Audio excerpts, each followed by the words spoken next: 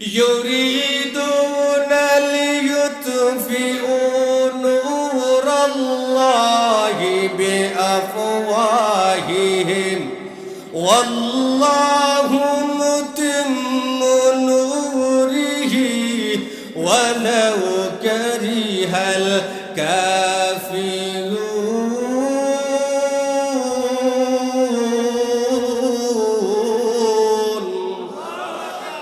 আমার আল্লাহ রব্বুল আলামিন বিশ্বনবী রাহমাতুল লিল আলামিনকে জানাইয়া দিয়েছেন আর পৃথিবীর সমস্ত মানুষদেরকে আল্লাহ চ্যালেঞ্জ করে দিয়েছেন দুনিয়ার মানুষেরা কোরআনের এই আলো এটা মোমবাতির আলো না, ফু দিলে যে নিমিয়ে দিবে এই সংরক্ষণের জন্য আমি আল্লাহ জিম্মাদার হয়ে গেছে।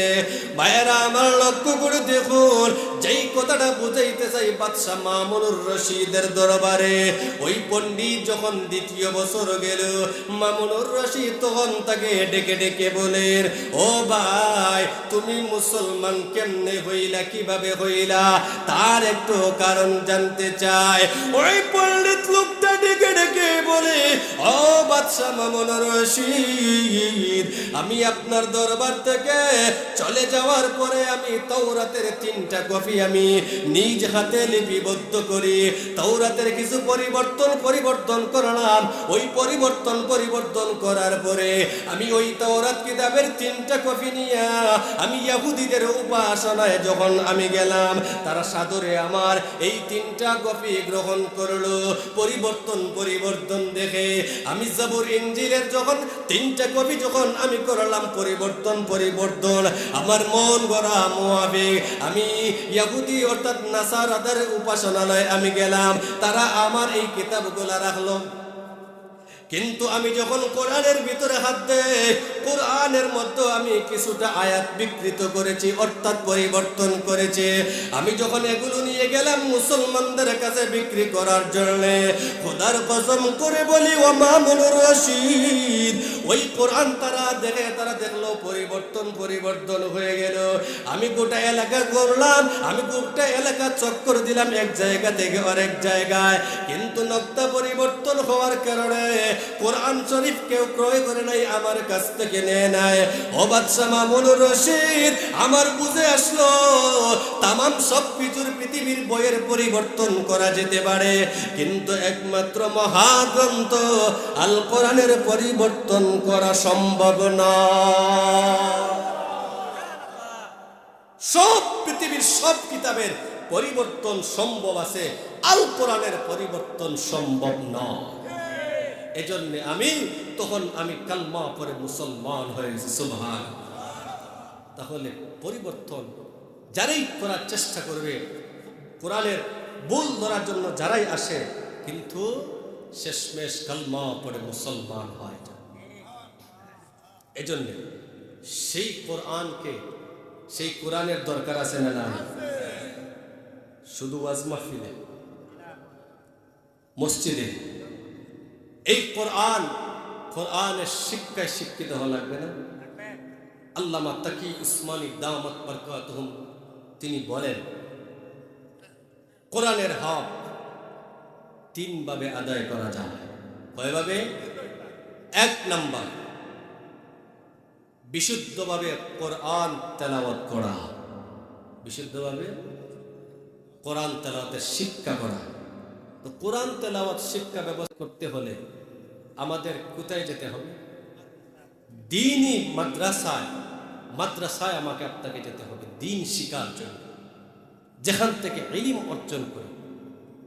এজন্য ইলম এমন একটা মহা দৌলত, এটা আল্লাহর পক্ষ থেকে নূর। আল্লাহ যাকে ইচ্ছা তাকে দান করে, সবরে আল্লাহ ইলম দেন না। যারে আল্লাহ পছন্দ করে তারাই আল্লাহ ইলম দান করেন। যেমন আমাদের এই গোলমুকাফর মাদ্রাসার সূর্য সন্তানেরা আল্লামা ফখরুদ্দিন রহমতুল্লাহি আলাইহি, আল্লামা বাগার হুজুর রহমতুল্লাহি আলাইহি, আল্লামা শেখ আব্দুল শহীদ রহমতুল্লাহি আলাইহি, আল্লামা শামসুদ্দিন রহমতুল্লাহি আলাইহি, আল্লামা কিয়ামপুরি দামাত বরকাতুহুম এখনো জীবিত আছেন। এরা কেমন ইলম আল্লাহ তাদেরকে দিয়েছেন, এরা হলো এক একজন ইলমের সাগর। তো ইলিম অর্জন করতে গেলে, ইলিম পাইতে গেলে বিয়াদবি করিয়া ইলিম পাওয়া যায় না। মুরব্বী হলতর লগে বিয়াদবি করিয়া, উস্তাদ হলতর লগে বিয়াদবি করিয়া, বিয়াদবি করিয়া ইলিম যদিও হাসিল করা যায়, কিন্তু ফতেঘাটে বেইজ্জত মরার আগ পর্যন্ত, ফতেঘাটে বেইজ্জত মরার আগ পর্যন্ত। তো দ্বীনে ইলম শিক্ষা করা ফরজ না দরকার আছে না নাই? আপনি যদি দ্বীনে ইলম শিক্ষা না করেন, ফরজ গোসল কয়টা, কিভাবে ফরজ গোসল আদায় করতে হয় এটা যদি না জানি, কিয়ামত পর্যন্ত গোসলও করব, নমাজ পড়ব, কিন্তু আমার গোসলও হইতো না, নমাজও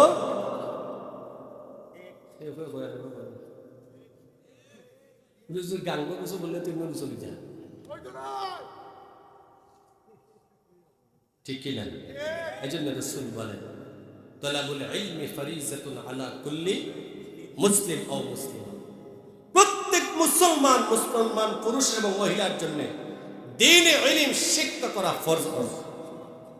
সুবহানাল্লাহ বলতে না, ফরজ বলা হয়েছে, ফরজ। তবে কেমন ইলম? মাওলানা হওয়া, মুফতি হওয়া, মুহাদ্দিস হওয়া, শাইখুল হাদিস হওয়া ফরজ হয়, ফরজের কথা বলেন নাই। বরং প্রত্যেকে যেই পরিমাণ ইলম হাসিল করলে চলা যায়, হালাল হারামের পার্থক্য বোঝা যায়, ওই পরিমাণ ইলম প্রত্যেক মুসলমান পুরুষ এবং মহিলার জন্য শিক্ষা করা ফরজ। সুবহানাল্লাহ নাই? না, ইলম শিক্ষা করলে যদি 5,000 টাকার বেতনে মসজিদে চাকরি করে, অথবা 3,000 টাকার বেতনে মাদ্রাসাতে চাকরি করে, তাহলে সংসার চলবো গেলে লাগি আমার বাচ্চা ধরে আমরা স্কুলে দিলাই যাতে প্রফেসর বনি যায়, জজ ব্যারিস্টার বনে, আমরা লম্বা লম্বা টেকা পাইমু, এর কারণে আমরা মাদ্রাসাত দিই না। এমন ধারণা তোমরা আওয়াজ দিই না, ধারণা তেমন। কিন্তু আপনি যদি আপনার সন্তানকে প্রাথমিক শিক্ষা, দ্বীনি শিক্ষা দিতে পারেন, কোরআনের শিক্ষা দিতে পারেন, সন্তান এরপরে বড় হলে জজ ব্যারিস্টার যাই হোক, কমপক্ষে হলেও আপনার সাথে বিয়াদবি করবেন। সাকরাতের সময় কোরআন নিয়ে বসবে, মসজিদের ইমামকে নিয়ে আসার দরকার হবে না। রাসূল বলেন সাকরাতওয়ালা ব্যক্তির পাশে সূরাতুল ইয়াসিন তেলাওয়াত করলে আল্লাহ তাআলা সূরাতুল ইয়াসিনের বরকতে আল্লাহ তাআলা সেই সময় সাকরাতের আযাব মাফ করে দেন। তো দ্বীনে ইলম শিক্ষা করা দরকার আছে না? অনেকে দ্বীনে ইলম শিক্ষা করার পরেও নামের আগে দিয়ে আলিম আছে, মৌলানা আছে, ফজরের নামাজ তো নাই। নামাজের সময় নামাজ আছে না এমন সমাজে? এরা যারা দেখবা গাইল দেখ না জানে, এরা যারা দেখবা, এরা কি অবস্থা, কেন এদের উপর মুরব্বীদের অভিশাপ, উস্তাদের বদদুয়া। যদিও লেবাসে আলিম হইছে, আসলে মূলত হকিকাতান সে আলিম নয়, জাহিল। আসেনি সমাজ? অনেক জাহিল, আলিম নামক জাহিল আছে। ভাই, এই কোরআনুল কারীম শিক্ষা, এই কোরআন আমার জীবনের সাংবিধানিক যদি বানায়, কোরআনকে যদি আমরা গ্রহণ করতে পারি, নিজের জীবন সঙ্গী বানাইতে পারি, ইহকাল শান্তি, পরকাল শান্তি। রাসূল সাল্লাল্লাহু আলাইহি সাল্লাম বলেন, আল্লাহ তাআলা আমাকে যত নিয়ামত দিয়েছেন, সমস্ত নিয়ামতের মধ্যে সবচেয়ে শ্রেষ্ঠ নিয়ামত হলো মহাগ্রন্থ আল কোরআন। আপনারা সুবহানাল্লাহ বোঝা যায় যে আমি তা কথা বানাইয়া কইরা, আমার ডাইনে অনেক কিরামান কাতিবিন বড় বড় আলিম হল আছে, জিকিলি হইবে। সবচেয়ে বড় নিয়ামত আল্লাহ আমাকে আল কোরআন দিয়েছেন। এই কোরআনের মধ্যে এমন কি আছে? এই কোরআন দ্বারা ব্যক্তিগত জীবন চালানো যায়, এই কোরআন দ্বারা পারিবারিক জীবন চালানো যায়, এই কোরআন দ্বারা সমাজ চালানো যায়, এই কোরআন দ্বারা রাষ্ট্র চালানো যায়। কিন্তু আজকে অনেকে দেখা যায় রাষ্ট্র চালাইতে গেলে দেখা যায় বলে আমরা শরিয়া আইন মানি না। নাউযুবিল্লাহ। যতদিন পর্যন্ত দুনিয়াতে কোরআনের কাজ কায়েম বাস্তবায়ন হবে না, আকাশ থেকে বড় বড় ঢিলা পড়বে, আল্লাহ আমাদেরকে পাথর নিক্ষেপ করে ধ্বংস করবে। এজন্য কোরআন ছাড়া জীবনের কোনো বাস্তব, কোরআন ছাড়া বিকল্প কোনো কিছু হতে পারে না। কারণ আল্লাহ রাব্বুল আলামিন যে রাসূলকে নিয়ামত দিয়েছেন মহাগ্রন্থ আল কোরআন, এই নিয়ামতের হিসাবও আল্লাহ একদিন নিবেন। আল্লাহ বলেন কিয়ামতের কঠিন ময়দানে আল্লাহ রাব্বুল আলামিন লৌহে মাহফুজকে ডাক দিবেন। লৌহে মাহফুজ কই? তোমার কাছে না আমার কোরআন সংরক্ষণ রাখা ছিল? কোরআন সংরক্ষণ তোমার কাছে না ছিল? কোরআন কোথায়? লৌহে মাহফুজ। বলে আল্লাহ আমার কাছ থেকে তো জিবরাইল নিয়ে গেছে। সুবহানাল্লাহ হইতা না? نزل به الروح الأمين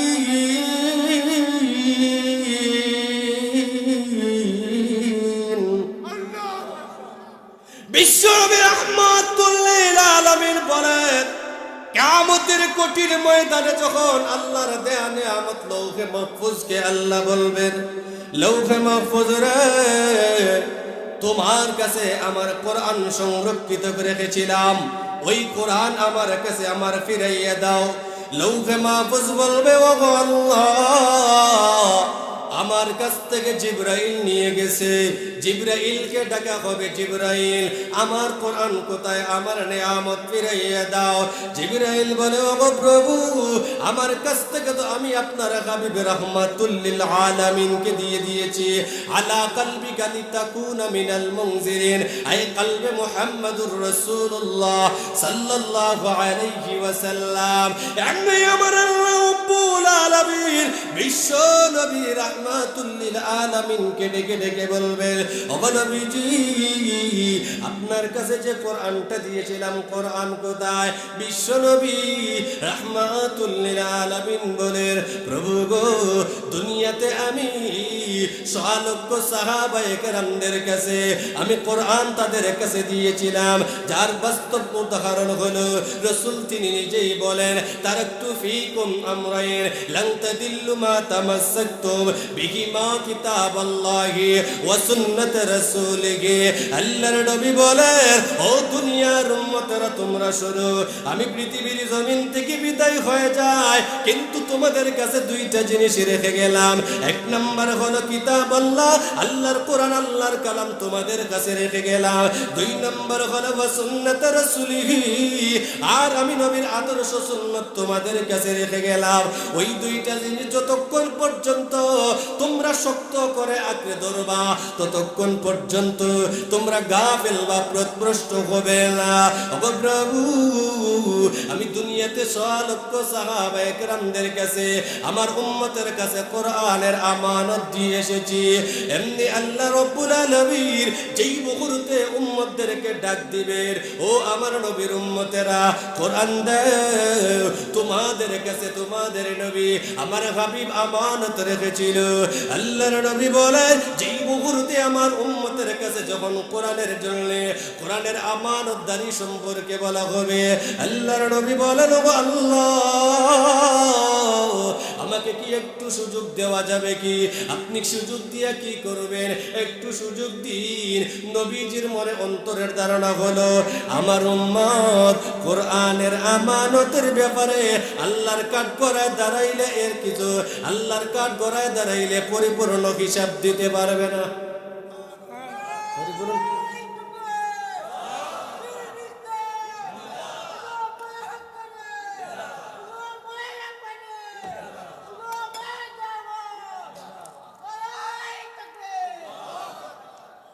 আল্লাহর নবী বলেন যেই মুহূর্তে আমাকে আমার আল্লাহ বলবেন সুযোগ দিলাম এমনি বিশ্ব নবী আদম পয়গম্বরের দরবারে যাবেন।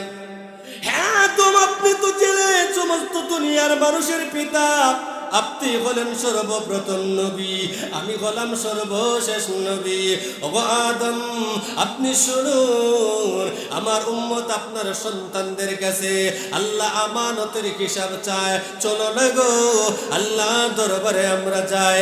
আমার উম্মতদের জন্য আপনার সন্তানের বেলায় আল্লাহর কাছে যদি আমরা নজরানা পেশ করি আপনার সন্তান আমার উম্মতেরা বেঁচে যাবে। আদম বলবে না আমি পারবো না, আপনি চলে যান। ওইদিকে আল্লাহর নবী বিশ্ব নবী রাহমাতুল লিল আলামিন তিনি সিজদায় পড়ে কানবে, ওগো প্রভু আমার উম্মতেরা কোরআনের জিম্মাদারি সঠিক হিসাব দিতে পারবে না, আপনি আমার উম্মতদেরকে পাকড়াও করবেন না। বিশ্বনবী বলেন এরপরে আল্লাহ রাব্বুল আলামিন কোরআনের কাছে দিবেন, কোরআনকে বলে দিবেন ও কোরআন যাও তোমার কাছে আমি বলে দিন রায় দিয়ে দিলাম, তোমাকে যারা সংরক্ষণ করেছিল, তোমাকে যারা মহব্বত করেছিল, তোমাকে যারা তোমার সঙ্গে যাদের মিল ছিল, যাদের মহব্বত ছিল, আজকে তাদের নাম বলো, তাদেরকে নিয়ে তুমি কোরআন আল্লাহর তৈরি জান্নাতে যাইবা। কোরআন এবার তার সঙ্গীদেরকে নিয়ে যারা কোরআনের সাথে সম্পর্ক করেছে, যারা কোরআনের ইলম আহলে কোরআন, যারা এদেরকে বাছাই করবে কোরআন, আল্লাহ বলবেন এদের নামে অনেক মামলা আছে। তখন কোরআন বলবে আল্লাহ আপনি কি স্বীকার করেন যে আমি কালাম আপনার কথা? আল্লাহ বলেন আমি অস্বীকার কেমনে করি, তুমি তো আমার কালাম। তাহলে আমি যাদেরকে বলেছি তাদেরকে জান্নাতে না নিলে আপনার কোরআনটা মিথ্যা হবে। বিদায় যারা এই কোরআনের সাথে সম্পর্ক রেখেছে তাদেরকে আপনি জান্নাতে দিন। আল্লাহ বলবেন যাও তোমার কথায় আমি তাদেরকে জান্নাত দিয়ে দিলাম। ভাই বাবারা, একটা সন্তানকে যদি আলেম বানাইতে পারেন, একটা সন্তানকে যদি হাফিজে কোরআন বানাইতে পারেন, আল্লাহর নবী হাদিসের ভিতরে বলেন হাফিজদের দাম কেমন, হাফিজে কোরআনের দামটা কেমন। দেখেন বাংলাদেশের মানচিত্রে, সারা ওয়ার্ল্ডের মধ্যে বাংলাদেশের মানচিত্রে হাফিজে কোরআন হলো সর্বসেরা। প্রতি বছর সারা বিশ্বে অলরাউন্ডার হইয়া বাংলাদেশের প্রতিযোগী হিসাবে 1 নাম্বার স্থান অধিকার করে বাংলাদেশের সূর্য সন্তানেরা। কিন্তু আজকে সেই বাংলাদেশের হাফিজে কোরআনদের কোনো কদর নাই। খেলতে গেলে যদি হাইরাও যায় তারপরে তারা এয়ারপোর্টে সংবর্ধনা দেয়, ঠিক কিনা? সংবর্ধনা দেয়। হাফিজে কোরআন একটা সন্তানকে হাফিজ বানাইলে লাভ কেবল দুনিয়াতে যেমন লাভ, আখিরাতেও লাভ। আখিরাতের লাভের কথা বল, দুনিয়ার লাভ তো খালি টেকার লাভ, আখিরাতে আমাদের কি অবস্থা হবে? আল্লাহর নবী বলেন একজন হাফিজে কোরআন এমন 10 জন জাহান্নামীদেরকে সুপারিশ করে জান্নাতে নিয়ে যাবে, যেই 10 জনের জন্য আল্লাহর তৈরি জাহান্নাম ওয়াজিব হয়ে গেছে।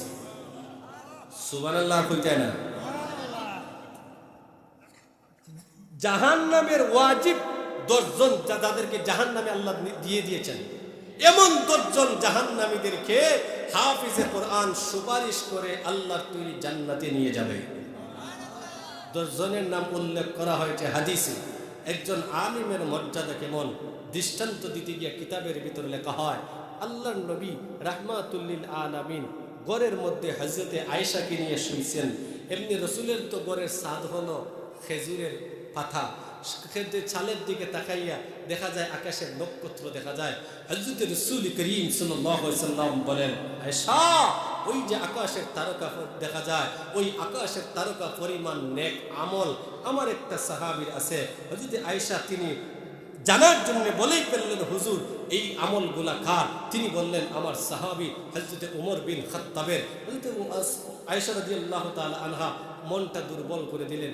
আয়েশা ভাবেন আমি ভাবলাম যে মনে হয় হুজুর আমার আব্বার কথা বলবেন, আবু বকরের কথা বলবেন, কিন্তু নবী আমার আব্বার কথা না বইলা আমার সতীনের বাবা ওমরের কথা বললেন। তখন রাসূল সাল্লাল্লাহু আলাইহি ওয়াসাল্লাম মুস্কি হেসে ডেকে ডেকে বলেন, ও আয়েশা শুনো, উমর সহ তামাম পৃথিবীর মানুষের নেকি যদি এক পাল্লায় রাখা হয়, আমার আবু বকরের তথা এক রাত্রি হিজরতের রাত্রের সমান হবে না।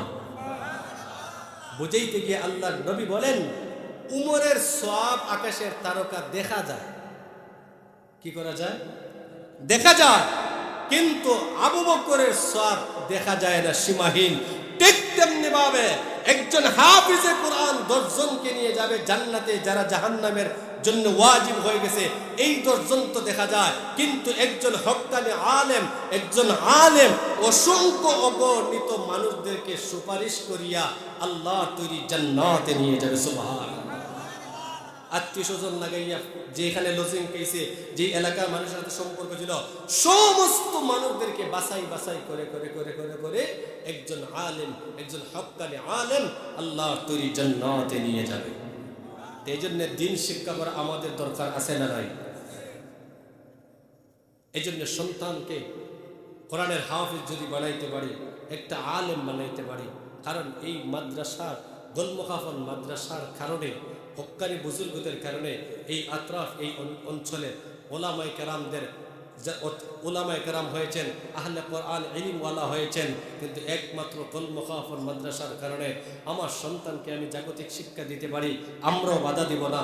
তবে প্রাথমিক অবস্থায় আপনার সন্তানকে কোরআনের শিক্ষা দিবেন, যেই কোরআনের শিক্ষা দিলে কমপক্ষে আপনি বৃদ্ধ হলে আপনার সঙ্গে বেয়াদবি করবে না। রাজি আছেন তো ইনশাআল্লাহ?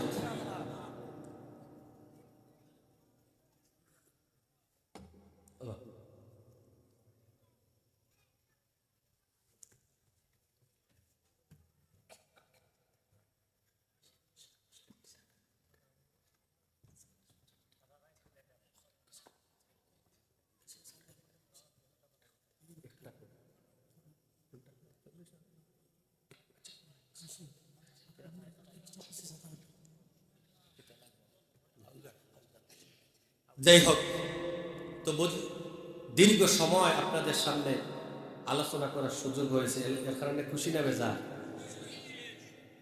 খুশি কি তার লাগে এটাই কি আপনার মুরব্বী মানুষ, কষ্ট দিয়ে লাভ নেই। যাই হোক, তো যাই হোক, কোরআনের সাথে সম্পর্ক কারা কারা রাখতে চাই একটু হাত তোলা দিন। নারায়ে তাকবীর, নারায়ে তাকবীর, হাত লাগান। কোরআনের সাথে সম্পর্ক হোক, কোরআন আমাদেরকে জান্নাতে নিয়ে যাক, প্রত্যেকে রাজি আছে তো ইনশাআল্লাহ? আচ্ছা, তো গেলে আল্লাহ রাসূল সাল্লাল্লাহু আলাইহি ওয়াসাল্লাম বলেন, তিনটা আমল আছে পৃথিবীতে মানুষ মারা গেলে সব আমল বন্ধ হয়, তিনটা আমল জারি থাকে। সুবহানাল্লাহ হইতে না? তিনটা আমল জারি থাকে, এর মধ্যে প্রথম নম্বর হলো ইল্লা মিন সাদকাতিন জারিয়া।